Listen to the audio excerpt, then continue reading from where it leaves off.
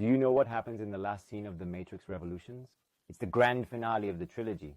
After the trilogy of 1, 2, and 3, the Oracle, a wise prophet, sits peacefully in a world they finally envisioned. Now that peace has finally been achieved, she gazes at the setting sun, while sitting on a bench. Then one of her followers walks up to her and asks, "Did you know this would happen? Did you see this future coming?" And the Oracle responds, "No, I didn't know, I just believed." That's how she puts it. When I think about Bitcoin, that scene often comes to mind. Taman, do you truly understand it, or do you just believe in it? That question echoes in my mind. But honestly, I'm not so sure right now. I can't quite answer that. Sometimes it feels like I understand it. Other times, it seems like I'm just believing. At times, I think I really get it. And at other times, it feels like I'm relying on faith. At times, I feel like I've seen it. Or maybe I just hope to see it. I get confused myself. So that's how I honestly feel. There was a company called ICBL, which later changed its name to Tigum, the predecessor of today's online Go company. I was one of ICBL's founding members. Tigum later became the company behind the match between Lee Sedol and AlphaGo. Before that showdown, AlphaGo had been trained on its servers. That's the online Go company, right? Back then, ICBL was led by Cho Hun-hyun as CEO and Lee Chang-ho as auditor, two Go legends. That's the kind of company it was. Since On Media owned Baruk TV, it established the company together with the Korean Go Association. As one of the founding members of that company, I was responsible for research on things like sports betting and cyber money, exploring those areas of digital monetization. So by the time I was 29 or 30, I was already studying gambling and gambling businesses, along with regulations around cyber money, researching them closely, and briefing the board directly. That was the role I played. And around that time, I also saw lineage starting to take off. I was intrigued by the lineage phenomenon too, and I looked into it as well. A prosecutor in some US state pulled off a really creative move, summoning someone who'd lost money to online gambling, someone under his state's jurisdiction. This person figured, I lost money gambling online, and now the prosecutor's calling me. I'm probably in trouble, and went in. But the prosecutor pointed out that US common law says gambling debts aren't real debts, as there is this precedent. He asked, "Did you pay with a credit card?" And the man said, "Yeah." "Then don't pay it," the prosecutor told him. So that's what happened. Naturally, Visa or MasterCard freaked out. They were like, "Wow, we gave you money, pay us back." Well, right, cool.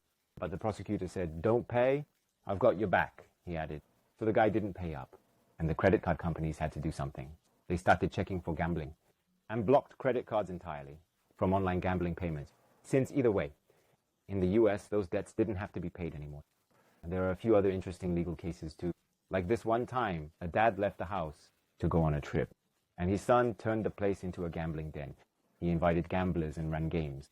The dad ended up getting prosecuted. He was, of course, shocked, but in the end, he got off. Why? He didn't take any money from the gambling crew. The dad hadn't gotten a cut. That's how things turned out. Then there's this case where a son used a warehouse, brought in some gambling operators, and set up a gambling house. The owner, his parent, got prosecuted. This time they were guilty. Why? Because they knew about it and took money from it, even if it was through his son. So since they took the cash, they got hit with a penalty. So under US law, they crack down on the gambling house itself. If you take a cut from gambling or set up the game, whether it's cards or roulette, the type of game doesn't matter. If you run a luck-based gambling setup and make a profit from it, they go after the house. But online, they block the payments instead, even if the servers are hosted abroad, like in the Cayman Islands, outside US jurisdiction. They can't take down the house directly. It's beyond their legal reach. But they can still block credit cards and shut down those payment flows. So back then, when I was around 30, I was studying all this. So as I kept looking into Bitcoin, the moment it hit $1, everything changed. Its legal vulnerability disappeared. Think about it.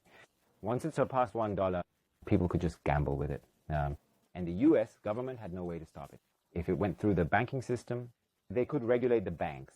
But Bitcoin doesn't go through banks. It just moves directly peer-to-peer. The people gambling have no reason to care whether Bitcoin is technically money or not. They just need it to work for payments. That's it. So stuff that couldn't happen before started happening outside the financial network. So when Bitcoin hit $1, the old paradigm collapsed. Then Ethereum took it further. So what's Ethereum? Bitcoin cracked open payment. It tackled the payment problem. So then what's Ethereum about? It wipes out the house. So from the US government's angle, okay, if we can't choke payments, we'll hit the house instead. Just target the house. That's the idea. Except there's no one operating anything. So there's no operator to pin down. Yet gambling's still going on, with no gambling den in sight. That's DeFi, decentralized finance. Sure, DeFi is still tied to some CFI, centralized finance elements. But a fully developed DeFi means no one's running this game. No one owns the table. So the game just keeps rolling. For example, insurance is also a kind of game, right? It's a form of gambling. You're betting on dying or on surviving. That's the deal, basically. The insurance company bets you'll survive. You bet you might die. That's life insurance. But we're always thinking of an insurance company now.